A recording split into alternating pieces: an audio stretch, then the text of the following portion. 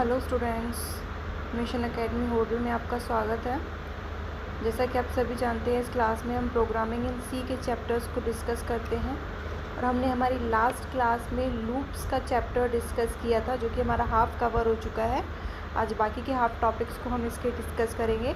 सो अगर हमारा बाकी का आपको हाफ जो चैप्टर कवर हो चुका है, अगर उसकी वीडियोस देखनी है तो आप हमारे डिस्क्रिप्शन बॉक्स पर जाकर वहाँ से उसका लिंक ले सकते हैं और हमारी वीडियोस को देख सकते हैं। तो आज का हमारा जो टॉपिक होने वाला है वो है the for loop.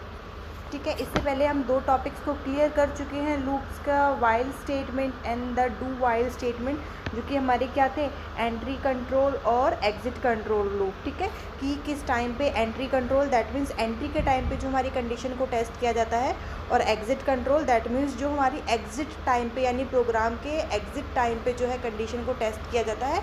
And then वहाँ पे लूपिंग स्टेटमेंट प्रोवाइड की जाती है कि हमारा एग्जिट पे ही वो लूप के अंदर जाता है। ठीक है, सो नाउ अभी आता है हमारा द फोर लूप, कि ये क्या होता है। ठीक है, आइए देखिए हमारा टॉपिक डिस्कस करते हैं क्या होता है। The for loop is another entry control loop. ये भी क्या है, हमारा एक और एंट्री कंट्रोल लूप है। ये एंट्री को कंट्रोल करता है। That provide a more concise loop control structure. It is perhaps the most commonly used looping statement in C. This statement include an expression that specify an initial value for control variable. यानी ये statement क्या करता है, इसके अंदर कैसी statement include की जाती है, एक्सप्रेशन स्पेसिफाई करती हैं initial value for control variable. That means ये हमारे लूप को कंट्रोल करती हैं कि जो हमारे लास्ट जो हमने हमारे टॉपिक्स किए थे, the while statement, the do while statement, वहाँ पे आपके लूप की टाइमिंग आपको डिसाइड नहीं थी। हम क्या है, प्रोग्राम को एग्जीक्यूट करने से पहले या उसको स्टार्ट करने से पहले हम ये नहीं बता सकते थे कि हमारा जो लूपिंग है या जो रिपीटेशन है वो किस टाइम तक होगा या कितनी बार होगा, कितने टाइम तक होगा।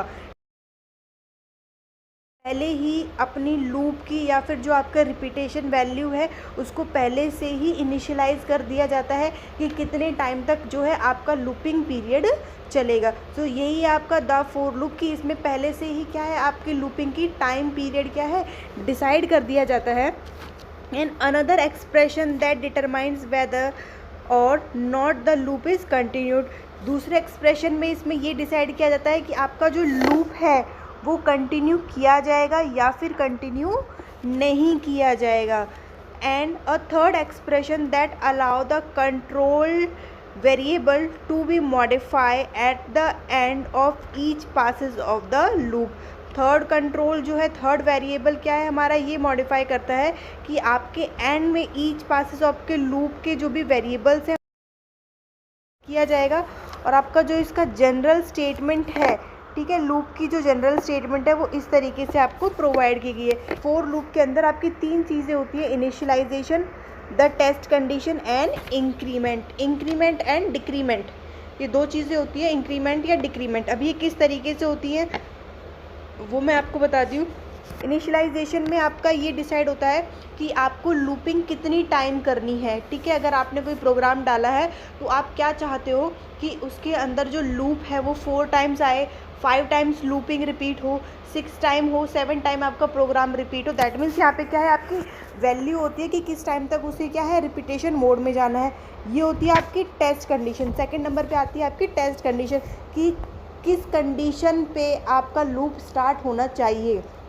आप क्या चाहते हो कि जब आपकी वैल्यू जो है, ये जो भी आप वैल्यू डालते हो, XYZ जो भी आप प्रोग्राम डालते हो, कि इन दोनों में अगर ये ट्रू आता है तो आपका लूपिंग स्टार्ट हो, ठीक है, या इसके फॉल्स होने पे लूपिंग स्टार्ट हो। तो आप यहाँ पे अपनी कंडीशन डालते हो कि किस कंडीशन पे आपका लूप स्टार्ट होना चाहिए, और फर्स्ट में डालते हो कि अगर स्टार्ट होगा तो वो कितने टाइम तक लूपिंग मोड में रहेगा, कितने टाइम तक वो लूप में चलता रहेगा। एंड देन यहाँ पे आता है आपका इंक्रीमेंट और डिक्रीमेंट। इंक्रीमेंट और डिक्रीमेंट होता है कि लाइक आपकी जो वैल्यू है वो हर लूप के साथ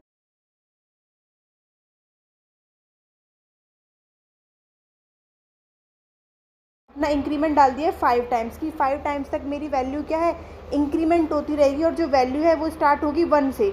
ठीक है, 1 से वो स्टार्ट होगी और जो मेरी वैल्यू है वो 5 टाइम्स तक क्या है, लूप मोड के अंदर जाएगी। और जो मैंने कंडीशन डाली है उस कंडीशन के अकॉर्डिंग मेरा लूप भी स्टार्ट हो गया है। तो स्टार्ट किससे हुआ है, फर्स्ट से स्टार्ट हुआ है। तो फर्स्ट कंडीशन के टाइम पे जब फर्स्ट लूप होगा तो मेरी वैल्यू फर्स्ट ही रहेगी, लेकिन जब दोबारा से लूप स्टार्ट होगा तो मेरी वैल्यू क्या है 2 हो जाएगी, क्योंकि मैंने इसमें इंक्रीमेंट जोन डाला हुआ है। ठीक है, नेक्स्ट टाइम पे जब वो रिपीट होके आएगा तो वैल्यू 3 हो जाएगी, देन उसके बाद वैल्यू 4 हो जाएगी, देन वैल्यू 5 हो जाएगी, एंड 5 पे आके क्या है हमारा प्रोग्राम एंड कर जाएगा कि हमने 5 टाइम तक लूप के लिए बोला था। 5 टाइम के बाद वो क्या है वहाँ से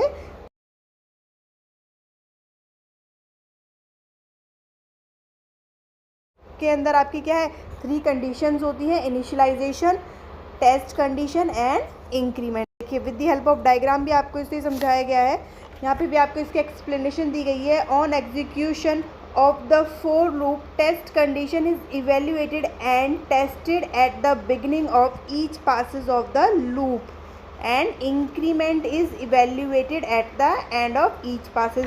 यानी क्या है एंड पास पे क्या है इसका इंक्रीमेंट किया जाता है।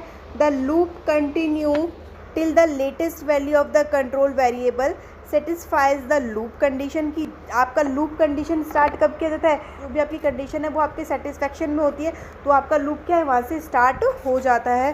देन उसके बाद बोला गया है दस the four statement is equivalent. ये आपकी लूप की आपको एक इक्विवेलेंट इक्वेशन दी गई है, ठीक है, कि किस तरीके से लूप की इक्वेशन को एंटर किया जाता है। और ये आपका लूप का चार्ट है। देखिए पहले तो आपकी आती है इनिशियलाइजेशन वैल्यू, ठीक है, एक्सप्रेशन आते हैं यानी किस टाइम तक आपको क्या है अपनी वैल्यू को रिपीट करना है कि आपकी जो वैल्यू है लूप के लिए वो क्या होनी चाहिए।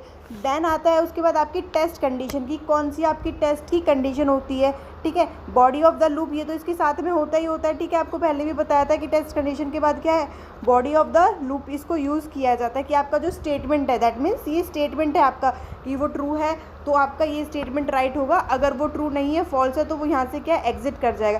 देन यहाँ पे आता है आपका इंक्रीमेंट और डिक्रीमेंट कि अगर कंडीशन स्टार्ट होती है तो हर लूपिंग के बाद क्या है यहाँ पर इंक्रीमेंट होगा या फिर डिक्रीमेंट होगा। अगर आप इंक्रीमेंट करते हो तो हर पॉइंट पे उसका एक और पॉइंट क्या है इंक्रीज हो जाएगा। हर लूपिंग के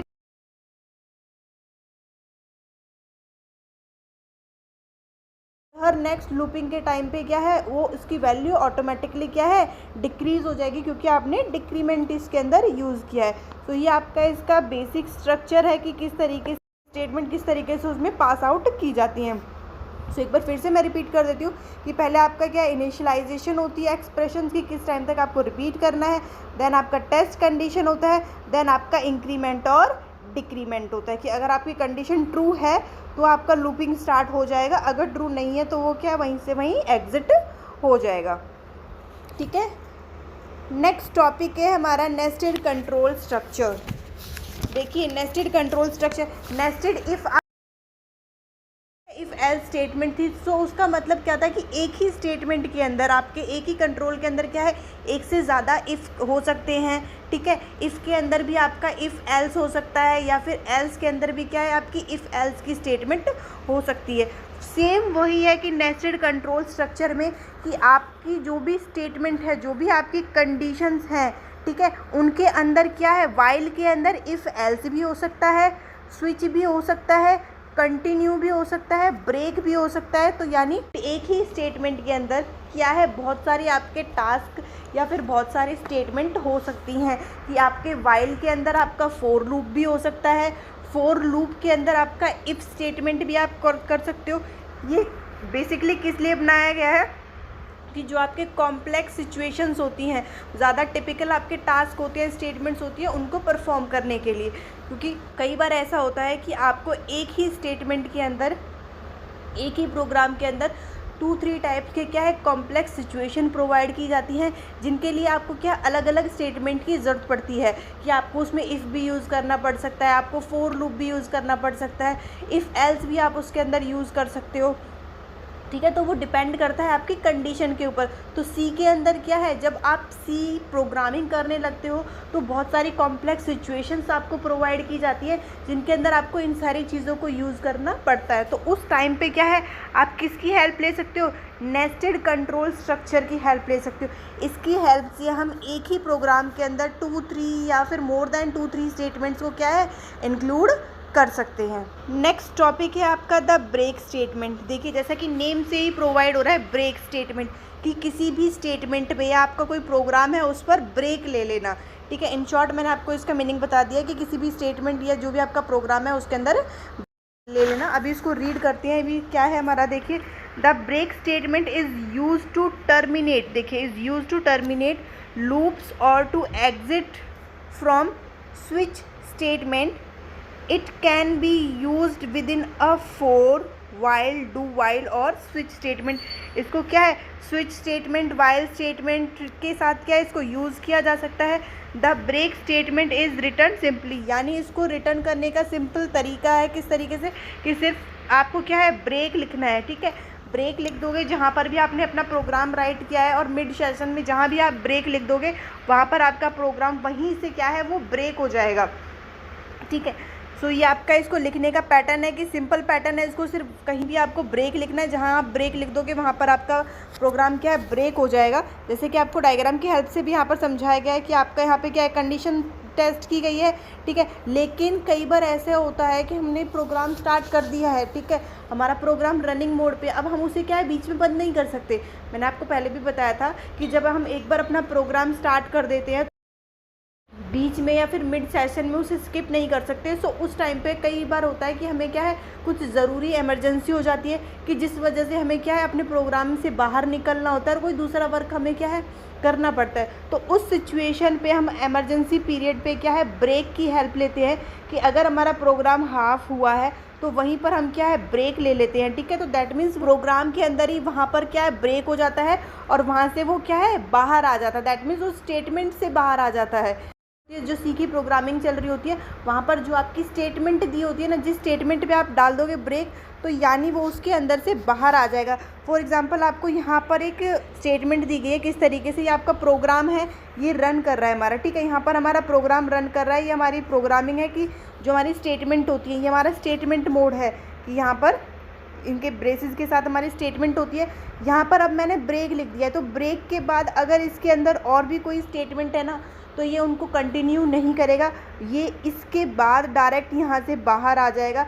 यहाँ के बाद जो इसकी प्रोग्रामिंग लिखी होंगी ये उनको एग्जीक्यूट करना स्टार्ट कर देगा। लेकिन ब्रेसेस के अंदर के आपके जो स्टेटमेंट है ये उन्हें नहीं करेगा, क्योंकि यहाँ पर ब्रेक लिख दिया गया है, ब्रेक शो हो गया है, तो वहीं की वहीं ये सारी स्टेटमेंट को रीड करना क्या है, स्टॉप कर देगा, ठीक है। एक तरीके से ये प्रोग्राम से बाहर नहीं आएगा, लेकिन आपकी जो स्टेटमेंट हैं उनसे बाहर आ जाएगा। जो भी आपको 5 to 6 या फिर 1000 स्टेटमेंट्स आपको राइट करनी थी, तो जहाँ पर भी आप 50 पे 100 पे ब्रेक लिख दोगे तो वहाँ पर ये क्या है, ब्रेक कर देगा और उन स्टेटमेंट से बाहर आ जाएगा आपके प्रोग्राम के अंदर, ठीक है।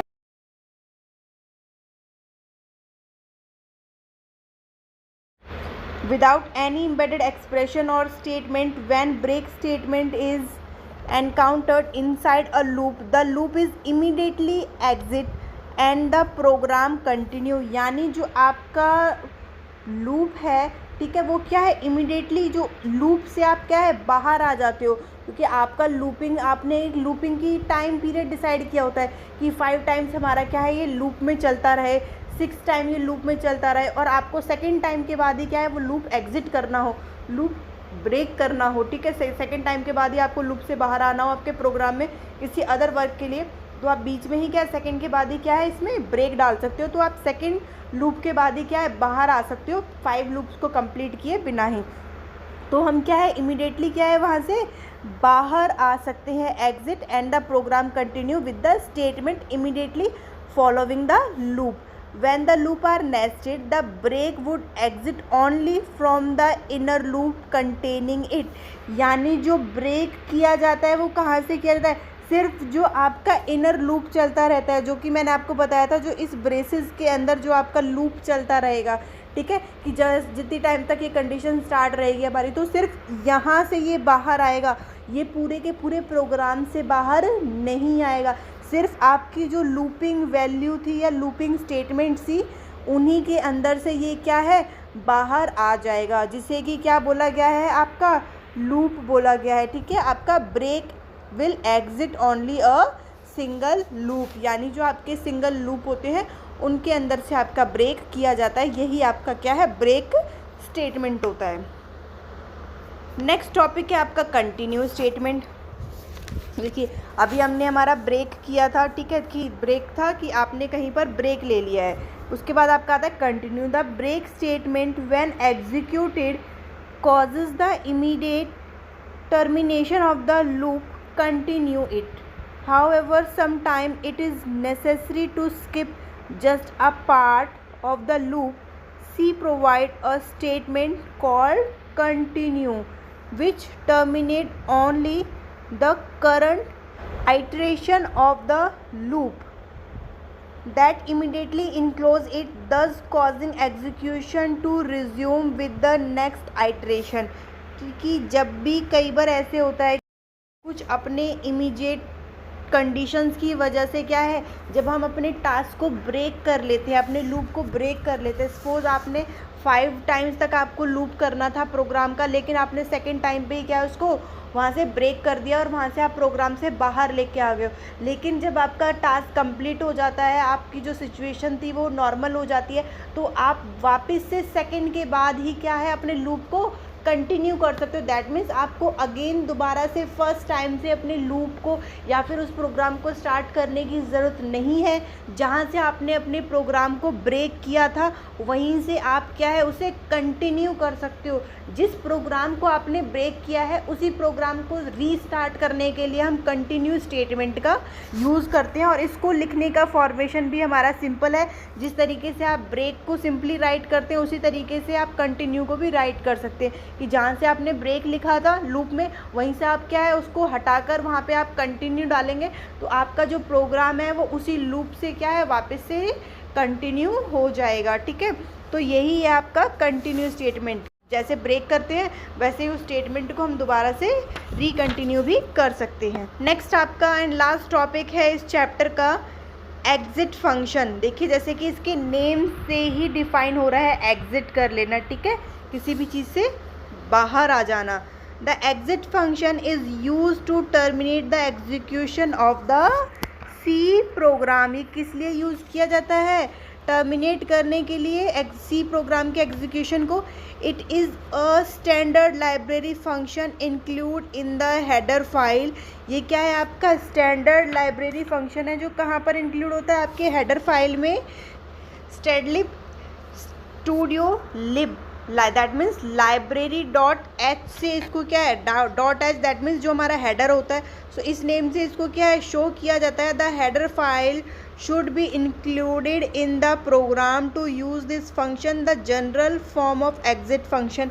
यानी इसका जो एग्जिट फंक्शन है वो ये होता है exit status. Status that means जो भी आप सिचुएशन डाल दोगे, जिस टाइम पीरियड पे आपको एग्जिट करना है, आपका लूप चल रहा है, आपका कोई भी प्रोग्राम चल रहा है, कहीं से भी आपका प्रोग्राम चल रहा है, चाहे उसके बाद कितने ही आपके लूप पेंडिंग हो, उसके बाद कितनी ही आपकी स्टेटमेंट पेंडिंग हो, अगर आप यहाँ पे जिस स्टेटमेंट को राइट कर दोगे एग्जिट के बाद, वहीं की वहीं आपकी फाइल्स क्या है क्लोज हो जाएगा।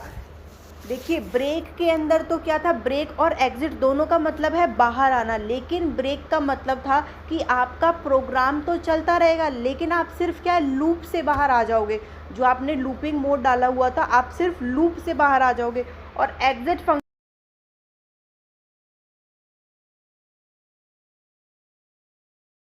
कितनी भी आपकी स्टेटमेंट बची हो उनसे कोई फ़र्क नहीं पड़ता, आप पूरे के पूरे प्रोग्राम से ही बाहर आ जाओगे। ठीक है, तो एग्जिट फंक्शन है हमारा कि पूरे प्रोग्राम से एग्जिट कर जाना, एकदम से पूरे को स्किप कर देना, तो वहाँ से आप क्या है बाहर आ जाओगे। यही है हमारा एग्जिट फंक्शन। तो इसको टाइप करने का, इसको राइट करने का फॉर्मूला यही है exit status.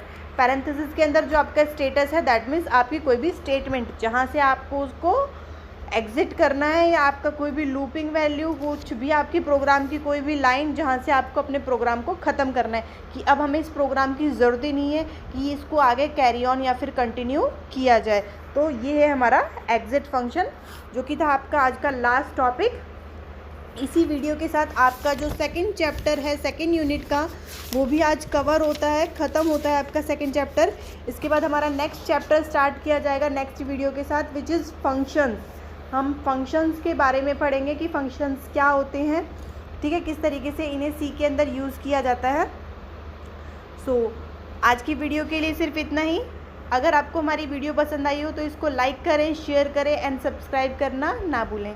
Thank you for watching us.